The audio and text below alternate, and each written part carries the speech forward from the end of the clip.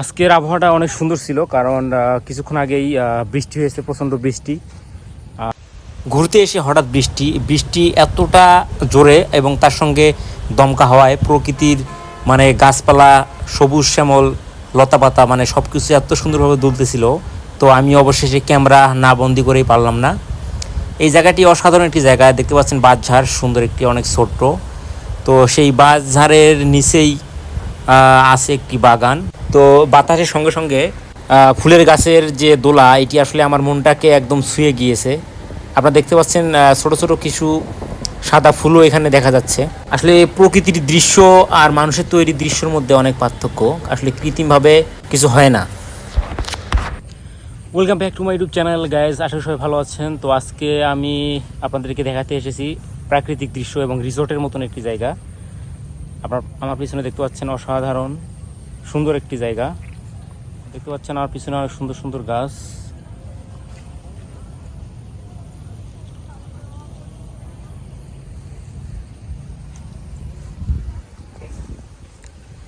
আজকের আবহাওয়াটা অনেক সুন্দর ছিল, কারণ কিছুক্ষণ আগেই বৃষ্টি হয়েছে, প্রচণ্ড বৃষ্টি। আর সেই বৃষ্টির মধ্যে বৃষ্টি থেমে গিয়েছে। তো বৃষ্টি থামার পরের যে দৃশ্য, বাতাস আর একদম ঠান্ডাময় একটি দৃশ্য, অসাধারণ। এই রাস্তাটিকেই বলা হয় হচ্ছে আপনাদের লাভ রোড। তো লাভ রোডে আজকে কোনো লাভারই নাই, দুই সাইডে সুন্দর দৃশ্য, সুন্দর সুন্দর গাছ, আর কিছুক্ষণ আগে বৃষ্টি হয়েছে। তো উইদাউট লাভার ছাড়া এখন আমি এই রাস্তা দিয়ে হাঁটতেছি। আমি এই রাস্তা দিয়ে হাঁটার সময় এতটা আনন্দ অনুভব করেছি যা বলার মতো না। মানে দুই সাইড থেকেই মনে হয় প্রকৃতি আমাকে এত সুন্দরভাবে আনন্দ দিতে ধরছিল, আমি আসলেই মুগ্ধ হয়েছিলাম। কারণ জনশূন্যহীন রাস্তাটিতে আমি একা হাঁটতে পেরে নিজেকে অনেক ধন্য মনে করেছি। এই জায়গাটিতে আসলেই যে কারো মন ভালো হয়ে যাবে।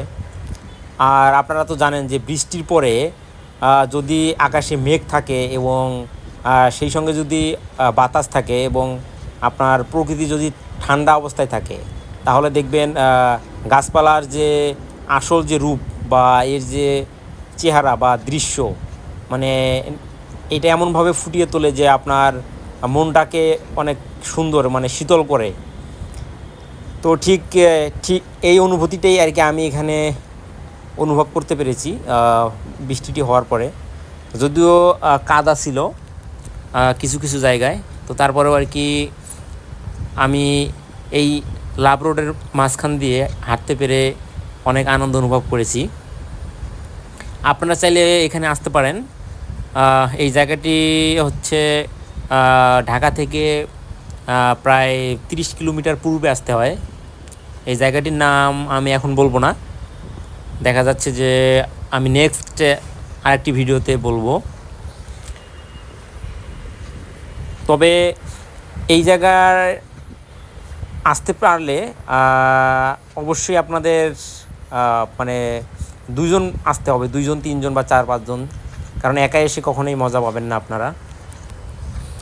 এই গাছগুলোর মধ্যে সন্ধ্যাবেলায় অনেক ধরনের পাখি এসে মানে থাকে আর কি, যেমন আপনার পেঁচা পাখি, তারপরে হচ্ছে আপনার দোয়েল, এই পাখিগুলো আর কি এই ছোটো ছোটো গাছগুলোর মধ্যে থাকে। এবং অনেক জায়গায় আর কি মানে বাসাও আছে আর কি। তো আপনারা চাইলে ঠিক সন্ধ্যার আগ মুহূর্তে যদি আসেন, তো ওই সময় এই পাখিগুলোকে আপনারা চাইলে ধরতে পারবেন। আর ওই সাইডে যেটা দেখতে পাচ্ছেন ওইটা হচ্ছে একটি রাস্তা, ওই রাস্তাটি একদম পূব দিকে চলে গেছে, মানে অনেক দূরে। আর এটা হচ্ছে বিশাল মাঠ, ঠিক মাঠের চতুর্দিকে অনেক সুন্দরভাবে গাছ লাগানো আছে। এই মাঠের মধ্যে আর কি ফুটবল, ক্রিকেট এইগুলো খেলা হয়। এখন বৃষ্টির কারণে পানি জমেছে। আর মাঠটির চারপাশের যে দৃশ্য সেটি হচ্ছে এইরকম, অনেক সুন্দর গাছগুলো লাগানো আছে। আর এইগুলো হচ্ছে পাম অয়েলের গাছ। এই দৃশ্যটি দেখাতে মাঠের চারপাশে অনেক পাম অয়েলের গাছ লাগানো আছে। খেলার মাঠ, আর খেলার মাঠে এই যে আপনারা দেখতে পাচ্ছেন এইগুলো হচ্ছে সব পাম অয়েলের গাছ। তো সবাই ভালো থাকবেন, সুস্থ থাকবেন, দেখা হবে।